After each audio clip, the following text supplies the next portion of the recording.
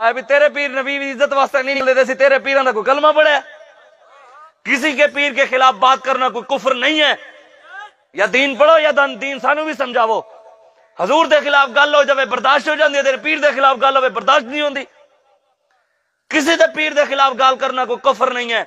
या दीन आकर बताओ कि किसी के पीर के खिलाफ गाल करना कुफर है, बंदा काफिर हो जाता है। ऐसे नहीं है, कम से कम आप लोग भी समझें, सोचा करें कि असि किसी के गुलाम नहीं, असि सिर्फ अल्लाह रसूल के गुलाम है। जेड़ा उन्होंने गुलाम है असि ओदे गुलाम हाँ।